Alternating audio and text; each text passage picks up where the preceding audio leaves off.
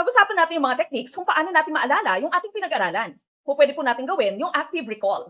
I-close ang inyong notebook at subukang i-recite ang iyong napag-aralan. Meron din po tayong tinatawag na spaced repetition. Balikan ang topic after a day, after 3 days, after 1 week, or after 1 month. Pwede din po tayong gumamit ng chunking. Imbis na buong lista ang kailangan mong imemorya, pwede mo po itong hatiin sa maliliit na parte o yung mga tinatawag nating chunks. Gumamit din ng mnemonics or coding. Yung mga kwela at madaling matandaan ng mga codes. Pwede ka din gumamit ng visualization, katulad ng diagram, graphs, mind maps. Mas madali itong maalala kaysa sa mga words lamang. Pwede ka din gumamit ng teachback. Ibig sabihin po nito, kung kaya mong ituro, ay kabisado mo na. Pwede ka din pong gumamit ng Pomodoro technique.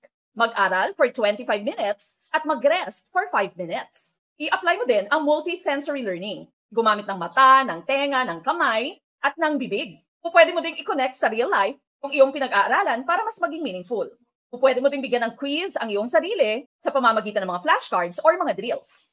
Tandaan, napaka-importante na kilala mo at alam mo ang iyong learning style. Kaya kailangan pong hanapin natin ang pinaka-effective na study strategy para sa ating mga sarili.